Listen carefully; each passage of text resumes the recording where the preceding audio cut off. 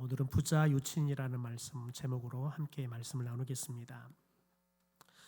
미국의 심리학자였던 샤론 블럼 교수라는 분이 리액텐스라는 효과를 시험에서 발표하게 됩니다. 리액텐스 효과라는 말은 어떤 거냐면 강요를 하면 할수록 반항심이 생기는 것을 이야기하지요. 우리들은 이것을 우리가 너무너무 잘 아는 청개구리 이야기 속에서 이 효과를 잘 알 수 있죠. 청개구리가 엄마가 올라가라 그러면 내려가고, 개굴개굴 노래해라 그러면 굴개굴개 노래하고, 평상시에 엄마가 시키면 다 반대로 하는 거죠. 그래서 엄마가 이제 시름시름 앓다가 죽게 되어서 아들 청개구리에게 유언을 남기지요. 엄마가 죽으면 물가에다가 무덤을 만들어라. 그랬더니 엄마가 죽는 걸 보면 청개구리가 철이 듭니다. 그래 진짜 엄마 말대로 물가에다가 무덤을 만들죠. 그래서 비가 오면 청개구리는 엄마 무덤이 떠내려갈까봐 개굴개굴 슬피 운다 그러잖아요. 그게 리액텐스 효과라고 이야기합니다. 여러분, 그런데 이 리액텐스 효과는 언제 주로 많이 나타나냐면 부모와 자식 간에도 인격적인 관계가 형성되지 않았을 때, 그럼 자연스럽게 반감이 생기죠. 엄마는 내게 말을 하면 늘 나의 존재에 대해서, 내 생각에 대해서, 내 의견에 대해서는 존중해주지 않고 인정해주지 않는다는 그런 생각이 있는 겁니다. 그럼 엄마가 무슨 말을 해도 다 틀려요. 잔소리죠. 그러면 엄마가 말을 하면 공부해라 그러면 방금 전에 공부하려고 준비했다가도 엄마가 말하면 공부를 하고 싶지 않죠. 여러분, 이게 관계가 끊어지고 되거나 관계가 틀어지면 이 리액텐스 효과가 나타나게 되어 있습니다. 여러분, 그런데 인간이 하나님과의 관계에서도 마찬가지입니다. 하나님과의 관계가 죄로 인해서 끊어졌을 때 인간들은 철저하게 하나님의 말씀에 반대해서 살아갑니다. 이것을 우리는 죄다라고 이야기하죠. 그러나 성령이 우리 가운데 왔을 때 이 리액텐스 효과가 더 이상 우리 가운데 힘을 발휘하지 못하게 되어지는 것을 보게 되어집니다. 오늘 특별히 예수님께서 이제 자신이 승천해서 올라가면 내가 나 대신 보혜사 성령을 보내주겠다. 보혜사 성령이 오면 더 이상 너희들에게 이런 리액텐스 효과가 사라지게 될 것이다 라는 이야기를 하게 되어집니다. 특별히 우리가 이 청개구리 이야기를 통해서 진정한 효가 뭐냐라는 것들을 우리에게 잘 가르쳐 주잖아요. 진정한 부모에게 효를 하는 것은 부모의 말씀을 잘 경청하고 그 말씀을 따라서 잘 살아가는 것, 그게 효가 아니겠습니까? 그런데 부모의 말을 잘 듣지 않고 부모가 시킨 대로 하면 뭐 잘못된 것처럼 생각하고, 그래서 말을 듣지 않으면 그러면 대부분 불효하게 되어지죠. 오산학교를 설립하고 3.1운동을 주도했던 남강 이수훈 선생의 제자였고, 또 민주화운동, 또 비폭력 평화운동을 굉장히 헌신적으로 했던 사상가 함석헌 선생의 스승이었던 이 다석 유영모 선생이라는 사람이 있습니다. 여러분, 그런데 이 유영모 선생의 사상에 대해서 기록을 한 책을 보면 이 유영모 선생이 예수님에 대해서 이렇게 기록을 한 것을 볼 수 있습니다. 예수가 제일 좋다. 부자 유친. 하나님 아버지와의 부자 유친이 기독교다. 하나님 아버지와의 부자 유친은 신약 전서에 나타나 있다라고 기록을 하고 있어요. 예수가 제일 좋다. 왜냐하면 예수님이 이 땅에 오셔서 살았던 이 공생애의 사건이 부자 유친에 대해서 우리에게 너무너무 적나라하게 잘 보여주고 있는 사건이기 때문에 그렇다라고 이야기해요. 여러분, 우리가 부자 유친이라 함은 부모는 자식에게 인자하게 대하고 자녀는 부모에게 존경과 섬김을 다하라는 말 아니겠습니까? 여러분, 그런데 이 유영모 선생은 예수님을 하나님의 아들로서 하나님 아버지의 말씀과 뜻에 완전하게 순종하신 분, 그래서 하나님 아버지께 완전한 효를 하신 분으로 이해하고 이렇게 글로 표현한 겁니다. 여러분, 그래서 유영모 선생이 예수님과 하나님의 관계를 이 부자 유친의 관계로 이해를 했던 겁니다. 그러니까 이 부자 유친의 온전한 효가 완성이 된 게 바로 십자가의 사건이라는 거예요. 예수님께서, 하나님의 아들이었던 예수님께서 아버지였던 하나님의 뜻에 온전하게 순종한 것이 바로 십자가의 사건이기 때문에 그렇다는 겁니다. 여러분, 그래서 우리가 이 유영모 선생의 이 말 속에서 우리가 배울 수 있는 건 뭐냐면, 우리가 하나님의 자녀라면, 여러분, 우리가 하나님의 뜻을 따라서 때로는 순종하기 싫고 하기 싫어도 그대로 따라 살아가는 이 삶의 태도가 얼마나 중요한 건지에 대해서 우리에게 잘 이야기하고 있다는 겁니다. 여러분은 하나님을 무엇라고 부르십니까? 어떤 사람은 하나님 이렇게 부르는 사람도 있지요. 그런데 어떤 사람은 하나님을 부를 때 아버지라고 부르기를 좋아하는 사람이 있습니다.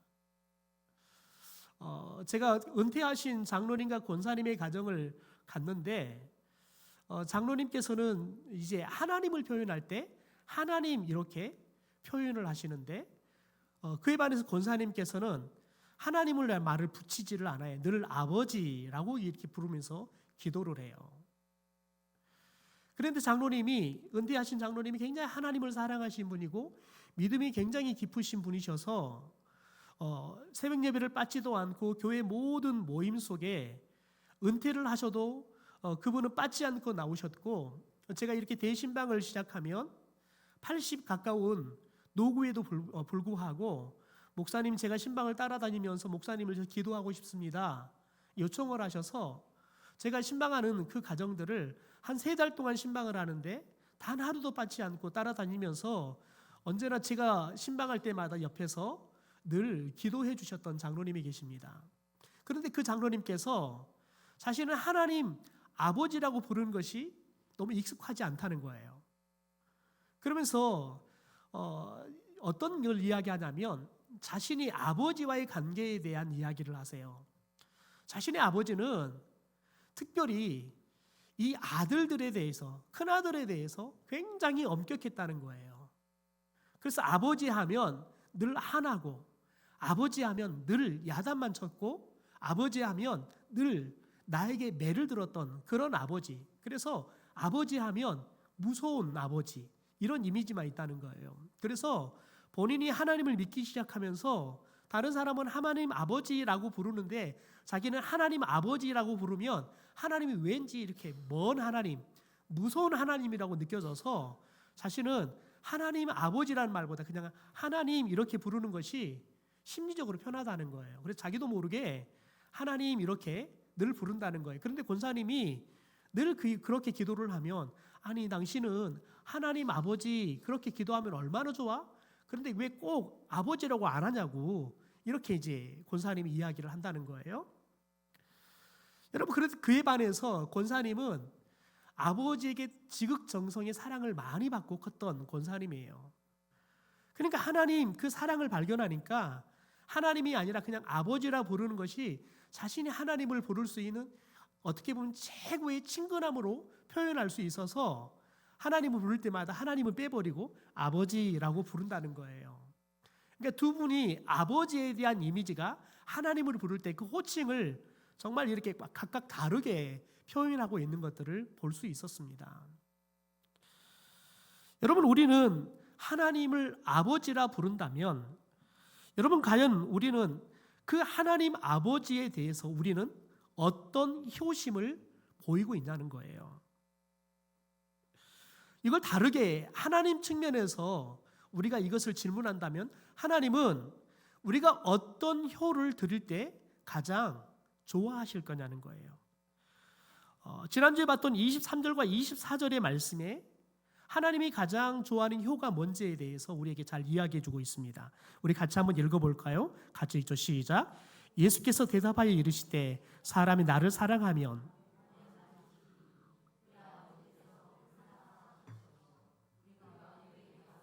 거처를 그와 함께 하리라.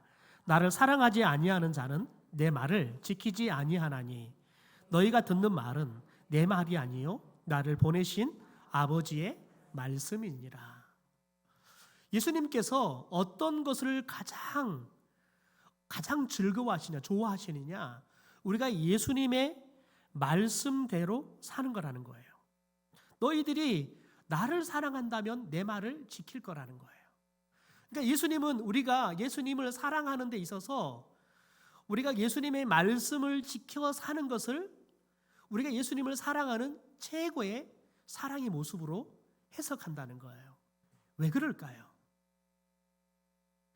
여러분, 예수님은 지금 자신이 오셔서 우리들에게 전해주는 말씀은 자신의 생각, 자신의 뜻이 아니라 하나님 아버지의 말씀이기 때문에 그렇습니다. 그러니까 여러분, 예수님께서는 하나님 아버지에게 최고의 효를 하시는 분이신데, 저와 여러분이 어떻게 하면 하나님이 가장 좋아하는 효도를 하는 사람들로 우리들이 성장할 수 있느냐?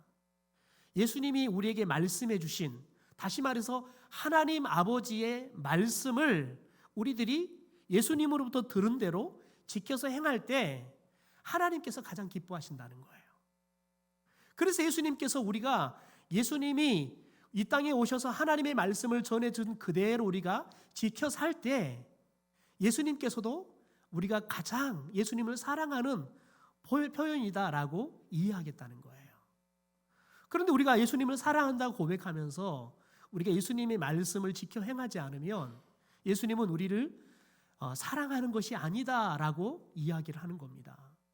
그만큼 여러분, 예수님은 너가 나를 진짜 사랑한다 그러면 내가 너에게 전해준 하나님의 말씀대로 지켜 살아라라고 이야기하는 거예요. 여러분, 우리가 이것을 안다 그러면, 그리고 우리가 예수님을 가장 사랑한다 그러면 저와 여러분이 예수님이 우리에게 전해주신 말씀을 날마다 지켜 사는데 우리의 온 신경과 마음과 생각과 뜻을 정하게 될 줄 믿습니다. 여러분, 저와 여러분이 매일매일 아침에 눈을 뜨면 내가 오늘 무엇을 할까? 이게 저와 여러분의 첫 생각이 아니라 오늘 내가 하나님께서 말씀하시는 뜻이 있을 건데 그 하나님의 뜻이 뭔지를 내가 알고 싶고 그 뜻을 따라서 내가 살고 싶다는, 여러분, 이런 영적인 갈망을 갖게 되어지는 그런 성도들이 되기를 주님의 이름으로 축원합니다. 그래서 저와 여러분이 큐티하자는 거예요. 큐티를 통해서 오늘 하나님이 나에게 말씀하시는 음성을 듣고 그 하나님의 뜻을 따라서 우리가 삶을 살아보자는 거예요.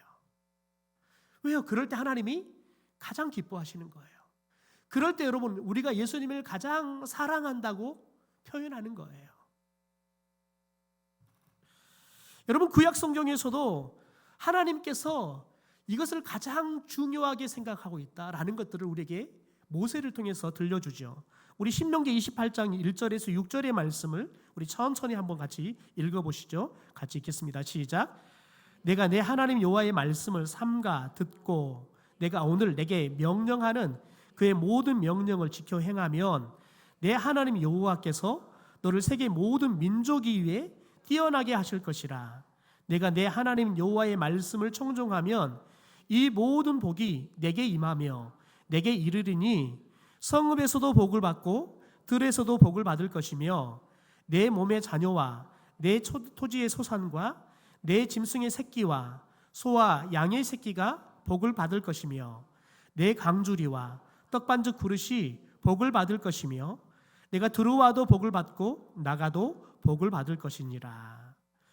여러분, 오늘 말씀에 특별히 1절의 말씀, 2절의 말씀에 하나님께서 우리 가운데 아주 집중해서 이야기하는 게 뭡니까? 하나님의 말씀을 삼가 조심해서 집중해서 들으라는 거예요. 왜냐하면 하나님께서 우리에게 무엇을 말씀하시는지 정확하게 알아먹어야 되니까요. 그래야지만 우리들이 하나님이 나에게 명령하시는 말씀이 뭔지를 알아야지만 지켜서 행할 수 있으니까요. 여러분, 그래서 우리가 하나님 앞에 효를 다하는 것은 무엇으로부터 시작되어지냐면 하나님의 말씀을 잘 듣는 것으로부터 시작이 된 줄 믿습니다. 여러분, 우리가 하나님을 사랑하잖아요. 그러면 하나님이 뭘 말하는지 늘 듣고 싶어요. 왜냐하면 그럴 때 하나님이 원하는 게 뭔지를 알 수 있으니까요. 여러분, 저와 여러분이 연애할 때를 한번 생각해 볼까요?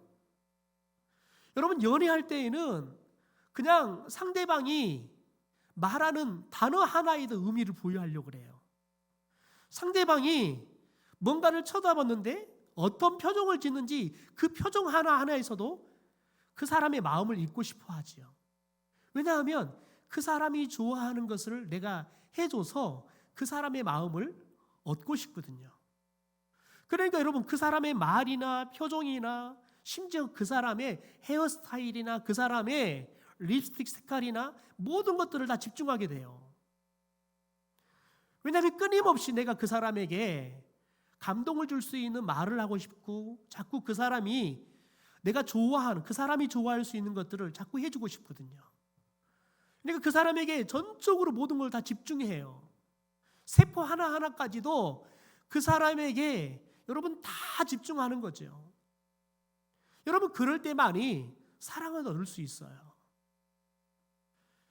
제가 이 청년 사역을 하면서 굉장히 잘생기고 말도 잘하고 그리고 직장도 좋고 그리고 여자들한테 호감도 있는데 중요한 건 뭐냐면 연애를 깊이 있게 하는, 절대 하지 못하는 청년들이 몇 있어요. 근데 그 청년들의 특징이 뭐냐면 그 여자에게만 올인을 하지 않아요. 처음에는 자기에게 호감을 갖는다고 생각을 했는데, 그래서 그 남자를 좋아하기 시작했는데 어느 날 보니까 나한테만 그러는 게 아니라 다른 여자한테도 그러네요. 여러분, 그러면 처음에는 호감을 갖고 따라다니다가 여러분, 그러면 그 남자가 나만 사랑하지 않는다는 것을 느꼈을 때 대부분의 여자들은 그냥 돌아서요. 그러니까 이 여자 저 여자 연애는 잘하는데 연애를 3개월 이상 못하는 거예요. 그런데 그 청년들의 특징이 뭐냐면 한 여자에게 집중하지 않고요, 그냥 그 여자에게 올인하지 않아요. 그리고 지 마음대로 해요. 기분 나쁘면 그냥 약속도 어겨버리고, 그러니까 허우대는 멀쩡한데 연애를 못하고 지금 40이 넘어가는데 아직도 결혼을 못하는 청년들이 있는 걸 봐요. 여러분, 그런데 이게 우리가 하나님을 사랑하는 것도 똑같습니다. 여러분, 우리가 진짜 하나님을 사랑한다 그러면 하나님이 무엇을 말씀하시는지, 하나님은 그 말 속에서 무엇을 좋아하는지 우리는 자꾸 읽고 싶어요. 그래서 하나님의 마음에 드는 행동을 하고 싶고 하나님의 마음을 감동시키는 말을 하고 싶어요. 하나님이 좋아하는 곳을 자꾸 가고 싶어요. 여러분, 그래서 우리가 하나님을 사랑하게 되어지면 그래서 제일 많이 오는 게 어딜까요? 예, 교회예요. 하나님의 집요. 하나님의 집을 그렇게 오고 싶어요. 왜요? 하나님은 하나님의 집에 올라오는 것을 가장 기뻐하시니까요. 여러분, 우리들이 사랑하면 어떻게 살아요? 하나님을 진짜 사랑하면 어떻게 살아요? 자꾸 하나님을 위해서 뭔가를 해드리고 싶어요. 더 나아가서 내 것을 자꾸 하나님께 드리고 싶어요. 왜냐하면 하나님이 그걸 좋아한다고 생각하니까요. 제가 고등학교 때 봤던 한 집사님께서 굉장히 어려운 결정을, 예수를 믿은 지 얼마 안 됐는데 하셨어요. 그런데 그 목사님께서 그 두 부부의 결단을 하고 드리는 그 헌물을 굉장히 받는 것을 주저하시고 고민하셨던 사건을 본 적이 있습니다. 이 두 부부가 너무너무 하나님을 사랑하게 된 거예요. 왜냐하면 하나님께서 자신의 아들이 아팠는데 하나님께서 자신들이 기도할 때 하나님께서 이 아들을 깨끗하게 완치시켜줬거든요. 그러니까 너무 기뻐서 하나님 앞에 자신들의 모든 걸 다 드리고 싶은 거예요. 그래서 두 부부가 아들이 낳고 한 달 만에 자기 집 문서를 가져온 거예요. 그리고는 자기들은 전셋집으로 얻어서 이사를 가버린 거예요. 그리고 난 다음에 집문서를, 원래 갖고 있던 집문서를 가지고 와서 목사님 앞에 이거 헌물하겠다고 드린 거예요. 그래서 목사님은 아무리 하나님을 사랑한다고 당장 살 집을 그렇게 빼가지고 전셋집으로 가면서 하나님께 드려버리면 그게 과연 하나님이 기뻐하겠냐는 거예요. 하나님을 우리가 믿으면 오히려 더 잘 돼야 되는데 다른 사람이 믿지 않는 가족들이 봤을 때 뭐라고 이야기할 거냐. 이 결정이 집사님 부부의 마음은 내가 알겠는데 과연 집사님의 그 결정이 집사님의 가족들이나 믿지 않는 사람들에게 어떤 영향을 미칠지 한 번은 우리가 고민해 봤으면 좋겠다. 결국은 목사님의 권면에도 그 두 부부가 뜻을 돌이키지 않고 하나님 앞에 집문서를 바쳐버렸던 그런 사건들을 경험합니다. 여러분, 그런데 하나님께서 그 두 부부에게 축복을 해주셔서 몇 년 가지 않아서 두 부부는 더 좋은 집을 얻게 되었어요. 여러분, 그럼에도 불구하고 목사님께서 두 부부가 드리는 것들에 대해서 굉장히 고심을 했어요. 그래서 제가 그때 보면서 목회자는 참 쉽지 않는 고민을 하구나. 성도들이 이렇게 헌금을 드린다 하더라도 그게 심각하게 고민이 돼야 되구나. 왜냐하면 당장 그걸 드리고 났을 때 그 집안에서 어떤 일들이 일어날지 충분히 예측할 수 있으니까요. 여러분, 저는 그 집사님들을 부부를 보면서 무엇을 보면 하나님을 사랑하니까 자기 집들을 드리는 거. 왜냐하면 두 부부가 그런 말을 하는 거예요. 자기들이 가만히 생각해 보니까 이 집을 하나님보다 더 사랑하고 있더라는 거예요. 왜냐하면 자기들이 집 없는 서러움을 갖고 살았는데, 그래서 늘 하나님 앞에 기도했다는 거예요. 하나님, 우리 집을 주세요. 그래 늘 기도하며 살았는데 하나님이 축복해 주셔서 10년 만에 그 집을 얻었는데, 하나님의 아들을 치료해 주시고 하나님의 그 놀라운 은혜와 사랑을 경험하고 난 다음에 가만히 생각해 보니까 자신들이 이 집을 하나님의 교회보다 더 사랑하고 있더라는 거예요. 그래서 이게 우리 부부에게 우리 부부도 모르게 우상이 되었구나라는 생각들이 들어서 이걸 하나님 앞에 우리가 부부가 가장 소중하게 생각하는 것들을 드리는 게 제일 좋겠다 생각해서 드렸다는 거예요. 여러분, 두 부부의 믿음의 이야기 들으니까 충분히 이해는 돼요. 여러분, 하나님을 진짜 사랑하니까 자신들이 사랑했던, 자신들이 가장 소중하게 생각했던 집도 드리게 되더라고요. 여러분, 그런데 그것이 다 정상은 아니죠. 여러분, 그게 모두가 좋은 믿음이라고 말할 수는 없어요. 그런데 저는 그 두 부부의 모습을 통해서 하나님을 사랑하면 저렇게 자신들의 집도 드릴 수 있구나. 왜냐하면 제 믿음으로는 상상할 수 없는 그런 모습이었기 때문에요. 그리고 굉장히 충격적이면서도 하나님을 사랑한다는 게 참 무섭다라는 생각도 한편으로는 했던 경험이 있습니다. 여러분, 그런데 두 부부가 진짜 하나님을 사랑하니까 자신들이 생각하는, 가장 소중하게 생각하는 집도 드릴 수 있게 되더라고요. 여러분, 그런데 보세요. 하나님께서 이 신명기의 말씀 속에 1절에서도 여호와의 말씀을 삼가 듣고 내게 명령한 모든 명령을 지켜 행하면 하나님께서 너를 세계 모든 민족 위에 뛰어나게 한대요. 2절에 보니까 내가 내 하나님 여호와의 말씀을 청종하면, 하나님의 말씀을 잘 들으면, 여러분, 이 말은 하나님의 말씀을 그냥 예배 시간에 잘 듣기만 하면 이 말만을 담고 있는 게 아닙니다. 1절에서 잘 들으면 어떻게 하겠어요? 네, 그대로 행하여 살게 되겠죠. 지켜 살게 되겠죠. 그러면 하나님께서 복을 주시는데요. 모든 복을 주신대요. 모든 복이 내게 임하게 한대요. 성읍에서도 복을 받고요. 들에서도 복을 받고요. 내 몸의 자녀와 내 토지의 소산과 내 짐승의 새끼와 소, 양 새끼 모든 게 다 복을 받을 거래요. 너의 강주리, 떡반죽 그릇도 복을 받을 거라요. 너가 들어와도 복을 받고 나가도 복을 받을 거래요. 여러분, 이게 창세기 12장에 아브라함에게 준 약속했던 복 아니겠습니까? 너가 복의 근원이 되겠다라고 이야기하는 거지요. 여러분, 우리가 이 말씀 속에 잘 기억해야 합니다. 여러분, 우리는 이 말씀에 우리가 귀를 기울이지 않습니다. 한번 생각해 보십시오. 여러분의 자녀들이 복 있는 삶을 살기 위해서 여러분이 여러분의 자녀들에게 하나님의 말씀을 소중히 여기고 하나님의 말씀을 잘 들어라. 그러면 너희들이 복을 얻을 것이다. 너희들이 잘 될 것이다 라고 말한 적이 있습니까?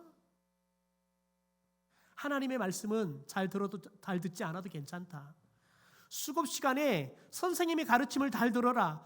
영어 단어 하나를 더 잘 알아라. 수학 문제 하나를 더 잘 풀어라. 그래야지만 복이 있다.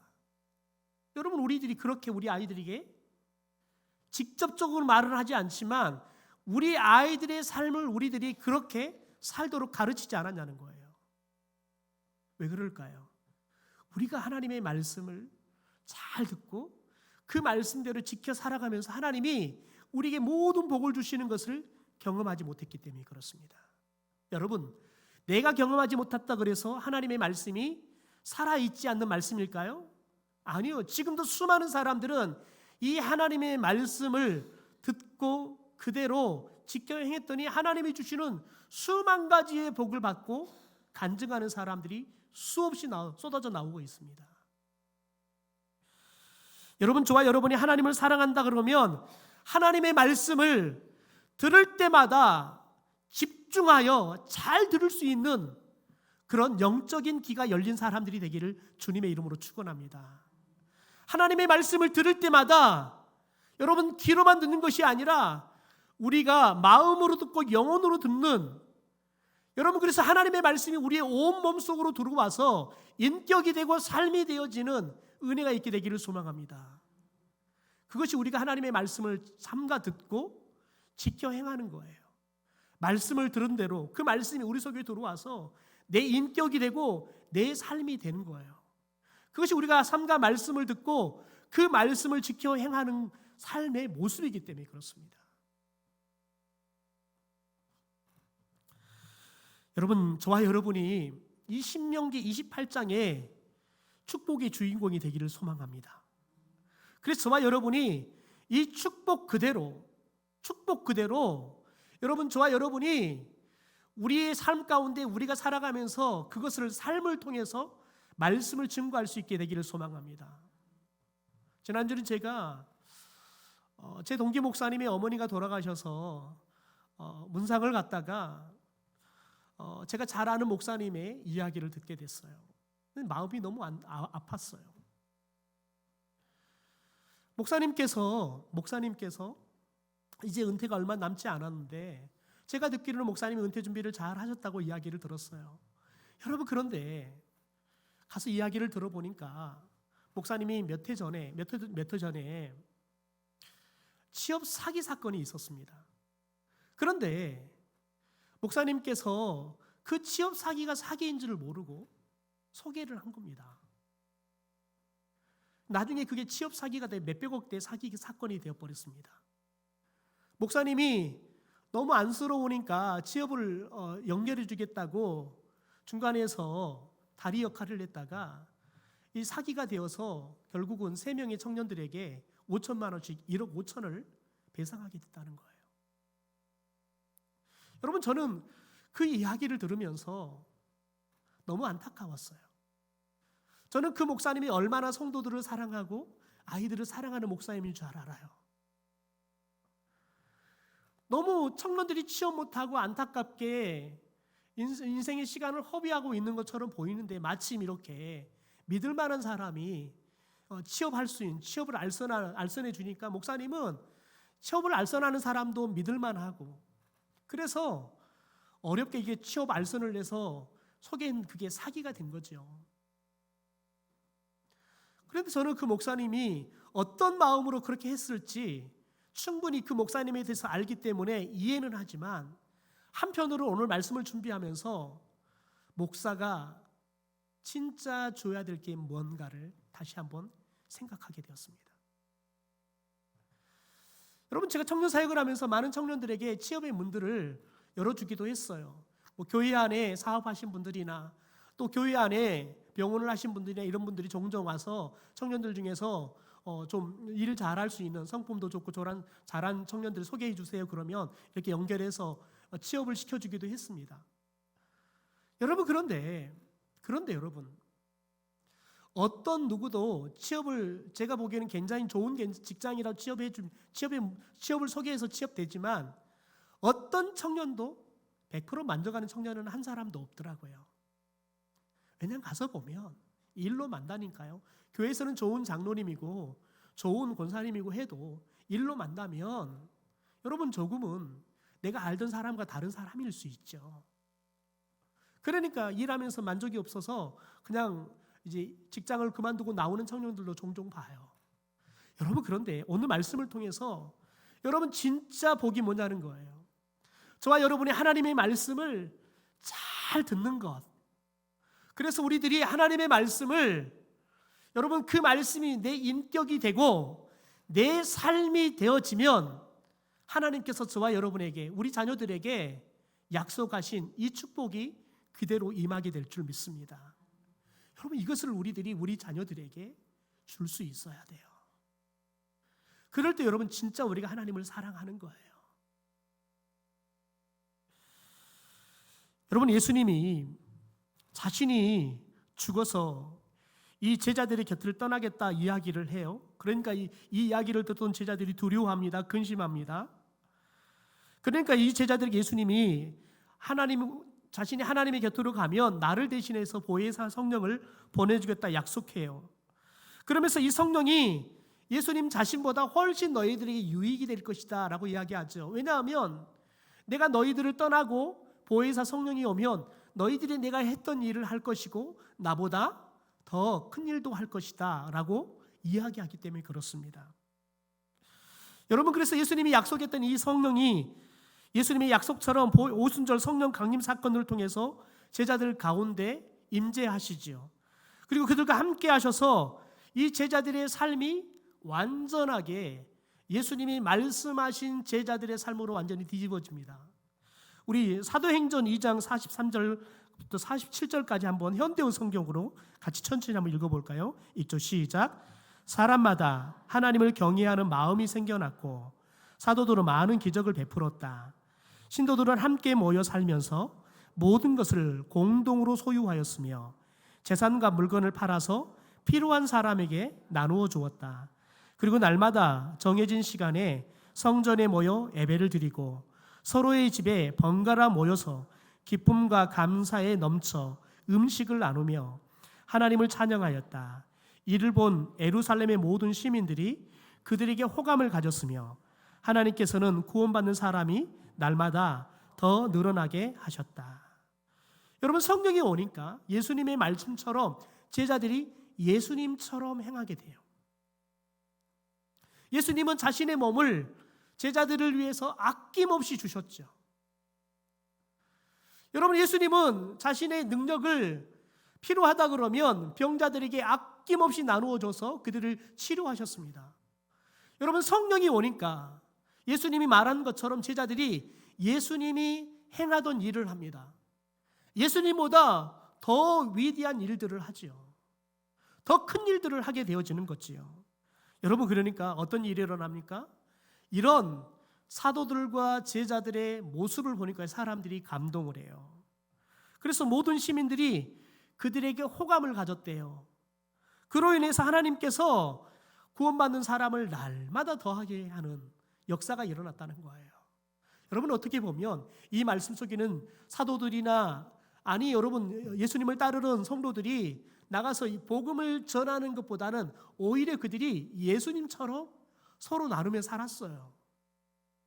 시간을 정하고 성전에 올라가서 예배하고 또 각 집으로 돌아다니면서 함께 찬미하고 기도하고 음식을 함께 만들어서 같이 나누며 살았어요.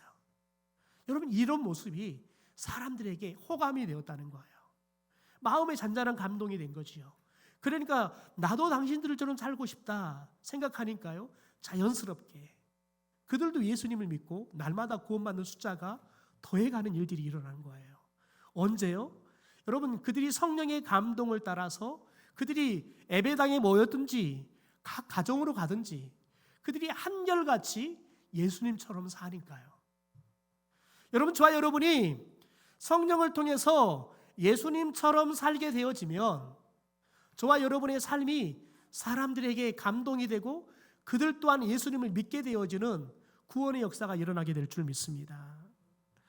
여러분, 그렇다면 오늘 성령이 제자들 가운데 오셨을 때 어떤 일이 일어날 거라고 예수님께서 말씀하십니까? 오늘 26절 말씀을 같이 한번 읽어볼까요? 같이 읽죠. 시작. 보혜사 곧 아버지께서 내 이름으로 보내실 성령 그가 너희에게 모든 것을 가르치고 내가 너희에게 말한 모든 것을 생각나게 하리라.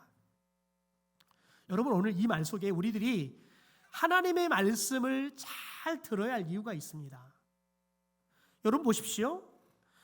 성령이 오면 너희에게 내가 너희들에게 가르친 모든 것들을 다시 가르치겠다는 거예요. 더 나아가서 내가 너희에게 말한 모든 것들을 생각나게 하겠다는 거예요. 여러분이 오늘날도 하나님께서는 많은 여러분 대언자들을 보내어서 목사들이든 여러분 전도사들이든 아니면 우리 여러분 사랑받는 리더들이든 이런 하나님의 말씀 사역자들을 통해서 우리에게 하나님의 말씀, 예수님이 우리에게 들려주신 말씀들을 계속 들려주지요. 여러분, 우리가 그 말씀을 자세히 잘 들어야 돼요. 왜요? 그 듣는 시간이 성령이 우리 가운데 말씀을 가르치는 시간이기 때문에 그렇습니다. 여러분, 저와 여러분이 말씀을 듣고 성령이 가르치는 시간을 갖지 않으면 저와 여러분이 20년, 30년, 40년이 되어도 목사가 되고 장로가 되어도 성령의 가르침을 받을 수 없습니다. 그런 말씀의 사람이 될 수 없는 거예요. 여러분, 그러면 말씀의 사람이 되지 못하면 우리가 생각하는 게 말씀이 아니에요. 우리가 생각하고 말하는 게 하나님의 뜻이 아니에요. 여러분, 단지 말씀을 가장한 내 생각이 되는 거예요. 중요한 건 여러분, 내가 보고 내가 깨닫는 말씀이 아니라 성령이 내게 가르쳐주는 말씀이 돼야 되는 거예요. 여러분, 그럴 때 오늘 나를 향하신 하나님의 음성이 내게 들리는 거예요. 여러분, 그런데 우리는 자꾸 지금 나를 향해서 말씀하시는, 지금 나에게 가르치는 성령의 가르침을 받지 않아요. 20년, 30년 전에 들었던 그 말씀 가지고 오늘을 살려고 이야기하죠.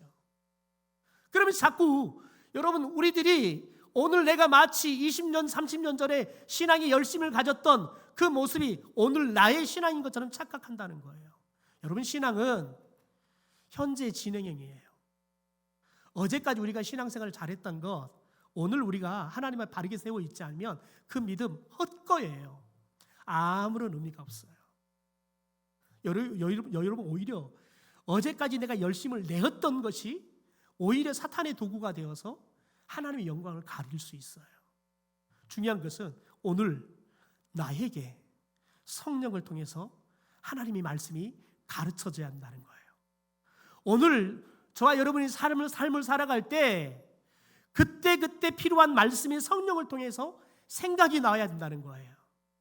여러분, 그럴 때 우리들이 오늘 나를 향하신 하나님의 뜻을 알고 그 뜻을 지켜서 사는 사람이 되는 거예요.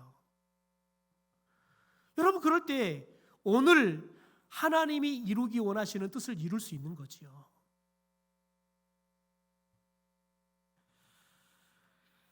여러분, 특별히 27절 말씀을 좀 같이 한번 읽어볼까요? 같이 한번 읽죠. 시작.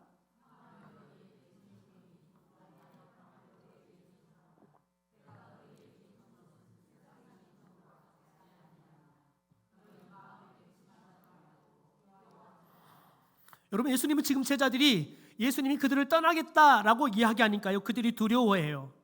근심해요. 여러분, 그러니까 예수님이 그들에게 뭐라고 말합니까? 평안을 너희에게 끼치노니 곧 나의 평안을 너희에게 주노라. 내가 너희에게 주는 것은 세상이 주는 것 같이 아니하니라. 너희는 마음에 근심하지도 말고 두려워하지 말아라. 이 말은 뭐예요? 예수님께서 너희들에게 평안을 주겠다는 거예요. 그래서 예수님이 부활하고 난 다음에 여러분, 제자들을 만났을 때 첫 인사가 뭐예요? 샬롬이에요. 평안하냐 이거예요. 평안하냐. 왜요? 지금 여러분, 제자들은 근심하고 있어요. 걱정하고 있어요. 두려워하고 있어요. 그럴 때 예수님께서 제자들에게 필요한 이 평안을 주는 거죠. 샬롬이라고 이야기하는 거죠. 여러분, 이건 뭐냐면 예수 그리스도가 보낸 성령이 우리 가운데 임하면 우리 안에 샬롬이 임한다는 거예요. 여러분, 세상이 줄 수 없는 샬롬이 임한다는 거예요. 여러분, 그래서 저와 여러분이 이 샬롬이 우리 가운데 임하지 않으면 저와 여러분은 환경 때문에, 사람 때문에 걱정하고 염려하고 때로는 두려워하는 거지요. 우리 아이들이, 여러분 고3 아이들이 내가 수능 성적을 잘못 맞아서 오늘 대학을 못 가는 문제가 생길 수 있어요. 여러분 그러면 대부분의 아이들은 그냥 동굴을 파고 들어가는 거예요. 인생을 완전히 망쳐버린 것 같은 절망 가운데 여러분 들어가 버리지요. 여러분 그런데 수능 떨어졌다고 인생이 망하지 않습니다. 반대로 여러분 수능 잘 봤다고 인생이 성공하는 게 아닙니다. 여러분 그럴 때 필요한 게 뭡니까? 그럴 때 필요한 게 하나님의 샬롬이에요. 여러분 특별히 사도행전 7장의 말씀을 보면 6장에서 이 초대교회가 7명의 사역자들을 세우잖아요. 여러분 그런데 이 사역자들을 세울 때 특징이 뭐냐면 여러분 이들이 성령이 충만하고 지혜로운 사람들이고 사람들에게 칭찬을 듣는 사람들 아니겠습니까? 이 조건 중에 가장 중요한 것은 성령이 충만한 사람들이어야 됐어요. 여러분 스데반 집사가 세워지고 난 다음에 이 7명의 사역자 중에 가장 먼저 드러나는데 이 스데반 집사가 사도행전 7장에서 하나님의 말씀을 전합니다. 여러분 특별히 종교 지도자들과 공회에서 논쟁을 하게 되죠. 그러니까 성령을 통해서 지혜와 성령으로 논쟁하니까요. 이 종교 지도자들이 스데반을 말로 이길 수 없게 돼요. 그러니까 사람을 사가지고요. 이 스데반이 신성 모독죄를 지었다라고 모독을 해요. 그렇게 해서 스데반이 공회에 끌려가게 되어집니다. 여러분 그럴 때 특별히 여러분 스데반이 이 공회에 끌려갔을 때 스데반이 설교를 합니다. 그런데 이 설교를 듣던 사람들이 어떻게 되냐면 설교를 들으니까요. 화가 머리 끝까지 치밀어 올랐대요. 화가 머리 끝까지 치밀어 오르니까요. 이들에게 나타나는 현상이 뭐냐면 이를 부득부득 갈았다는 거예요. 여러분 머리 끝까지 화가 치밀어 오니까 이들이 이를 부득부득 갈았다는 거예요. 여러분 그 모습을 스데반이 보고 있어요. 여러분 그런데 스데반이 자신 앞에서 이를 여러분 부득부득 갈고 있는, 그래서 돌로 쳐서 죽여버릴 여러분 그 무서운 모습을 하고 있는 그들 앞에서 스데반이 어떻게 하는지 볼까요? 우리 사도행전 7장 59절 60절을 현대어 성경으로 읽어보도록 하겠습니다. 같이 읽죠. 시작. 그러나 돌들이 우박처럼 날아오는 속에서 스데반은 주 예수님 제 영혼을 받아주소서 하고 기도를 드렸다. 그리고 무릎을 꿇고 주님 이 죄를 저들에게 돌리지 마소서 하고 큰 소리로 부르짖었다. 그 말을 남긴 뒤 그는 눈을 감았다. 여러분 이 모습을 어디서 우리가 봤습니까? 예수님의 십자가 위에서 봤어요. 여러분 스데반은 사람들이 자기를 돌로 쳐 죽이려고 이를 부득부득 갈고 있어요. 그게 다 보여요. 여러분 목사님들 중에서 특별히 공황장애나 폐쇄공부증을 앓고 있는 분들이 굉장히 많아요. 최근에 보니까 만나교회 김명상 목사님께서 공황장애를 아주 심하게 앓으셨더라고요. 여러분 목회 잘하는 목사님이에요. 설교 잘하는 목사예요. 놀랍게 부흥한 교회인데 성도들이 도대체 왜 우리 교회 등록했습니까? 하면 가장 많은 답이 목사님의 설교 때문에 교회에 등록했습니다라고 이야기해요. 여러분 그런데 그 목사님은 정작 공황장애에 시달려요. 약이 없이는 살 수가 없어요.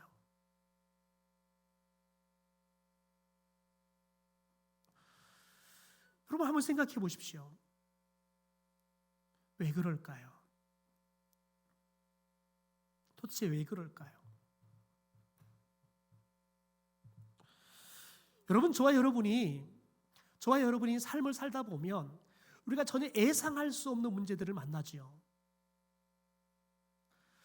제가 상담했던 한 기관사는 평생 기관사로 살다가 은퇴를 했어요.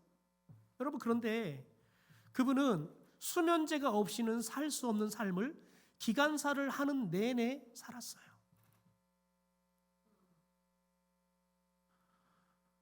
심지어 한 번은 집에 있는 수면들을 다 털어다가 입에 다 넣고 삼켜버렸어요. 퇴근하고는 아내가 그걸 발견하고는 병원에 옮겨서 위세책 다 하고 기적적으로 살았어요. 제가 3달 동안 매일마다 가서 예배 드리고 그분과 함께 말씀을 나누고 그랬어요. 여러분, 그런데 그분이 왜 수면제를 먹을 수밖에 없었냐면 자기와 같이 철도청에 들어갔던 동기가 기관사를 몰고 가다가 건널목에서 사람을 쳐 죽였어요. 그런데 그 자기 동기가 그 충격을 헤어나지 못하고 결국은 자살해 죽었어요. 그런 아픔을 겪으면서 그냥 자기도 이 기차를 몰고 갈 때마다 여기에 들어가면 심장이 두근두근거려서 약을 먹지 않으면 이 심장이 제어가 되지 않을 거예요. 그러니까 여러분 생각해 보십시오. 역마다 들어갈 때마다 그 심장이 두근거리는 것을 겪어야 돼요. 그러니 하루 종일 기차를 몰고 다니면 집에 오면 완전히 그냥 지칠 대로 지치는데 잠이 오지 않는 거예요. 왜냐하면 여전히 심장이 그냥 늘 이렇게 뛰고 있는데 집에 와도 이 심장이 제대로 가라앉지를 않는 거예요. 그러니까 잘 수가 없는 거예요. 그러니까 수면제를 먹어야지만 잠을 자는 거예요. 자기가 직접 경험하지 않았지만 자기 동기가 겪고 결국은 자살에 죽는 걸 보면서 이분이 충격을 받은 거죠. 다른 사람이 보기에는 아니 당신은 그걸 본 것도 아니고 당신이 그런 것을 경험하지도 않는 건데 뭘 그런 것 가지고 그렇게 힘들어해. 여러분, 다른 사람이 보기에는 별것이 아닐 수 있지만 그분에게는 그게 너무너무 충격인 거죠. 자기도 알아요. 아유, 별것 아니지. 나는 뭐 그런 일을 당하지 않았는데. 여러분, 그런데 내 생각과는 다르게 내 마음, 내 감정은 아닌 거예요. 여러분, 우리는 인생을 살다 보면 저와 여러분이 아무리 강한 사람일지라도 내가 감당할 수 없는 충격이 올 수 있어요. 여러분, 그러면 누구나가 이런 심리적인 아픔을 겪을 수 있다고요. 여러분, 제자들에게는 그런 아픔이 없었을까요? 자신의 인생을 완전히 올인했던 스승이 십자가 위에 비참하게 죽어가요. 그럴 때 우리의 인생이 앞으로 어떻게 될지 여러분, 앞이 깜깜해요. 여러분, 그럴 때 예수님께서 찾아오셔서 뭐라고 말합니까? 샬롬, 샬롬. 여러분, 성령이 우리 안에 절대적으로 필요한 이유가 거기 있습니다. 여러분, 저와 여러분이 날마다 성령이 우리 안에 충만해서 예수 그리스도의 그 샬롬이 성령을 통해서 우리 가운데 날마다 선포되어지고 그 샬롬이 우리가 어떤 상황, 어떤 사람, 어떤 사건 속에서도 우리의 마음이 두려워하지 않고 근심하지 않고 여러분 평안함을 유지할 수 있는 사람들이 되기를 주님의 이름으로 축원합니다. 여러분, 성령이 충만하니까 스데반이 여러분 돌이 소나기처럼 쏟아지는 죄예요. 두려워하지 않아요. 아프지 않아요. 여러분, 그의 얼굴이 천사의 얼굴처럼 마지막 예수님처럼 그들을 위해서 용서의 기도를 하면서 눈을 감을 수 있는 거지요. 성령이 오니까요, 스데반이 예수님처럼 그들을 미워하고 저주하지 않고요, 오히려 그들을 불쌍히 여기고 그들을 위해서 기도하며 죽어가더라는 거지요. 이게 진정한 그리스도인의, 특별히 성령이 충만한 그리스도인들의 삶인 줄 믿습니다. 여러분, 이게 우리에게 왜 필요합니까? 오늘날 우리가 살아가는 이 세상은 저와 여러분이 원하지 않게도 그냥 한 번도 만나지 못하고 우리들이 미워하고 저주까지 하는 사람들이 얼마나 많습니까? 오늘날 여러분 매스컴에 우리가 생각하기에 반대편에서는 사람 같으면 여러분 얼마나 많은 악플들을 담으면서 사람들을 죽여가고 있습니까? 온통 나라가 서로가 서로를 진영을 나누어서 서로를 죽여가는 악플로 가득하는 것 같습니다. 여러분, 저와 여러분 안에 성령이 중심을 잡고 그 성령께서 우리에게 하나님의 말씀을 듣게 하고 그 말씀이 우리 가운데 가득 채워져서 그 말씀이 우리의 여러분 인격이 되고 감정이 되고 우리의 삶이 되게 하면 우리의 삶 가운데 어떤 불안할, 걱정할, 염려할, 두려워할 일이 생긴다 할지라도 우리의 마음이 샬롬이 될 줄 믿습니다. 그래서 저와 여러분이 성령이 충만해야 돼요. 성령이 충만할 때 우리가 하나님의 말씀을 듣게 된 줄 믿습니다. 그래서 저와 여러분이 예배 가운데 나올 때 10분 더 일찍 나오십시오. 그리고 기도하십시오. 여러분, 기도로 준비하고 찬양으로 뜨겁게 준비하면서 우리가 성령으로 충만할 때 하나님의 말씀이 나에게 들릴 줄 믿습니다. 그 말씀이 나의 인격이 되고 나의 삶이 되어지는 능력이 나타날 줄 믿습니다. 왜요? 성령이 우리가 말씀을 들을 때 우리 속에 임재하셔서 말씀을 가르치시고 우리가 살아갈 때 그 말씀이 생각나게 하셔서 우리가 말씀을 지켜 행할 수 있도록 이끄시기 때문에 그렇습니다.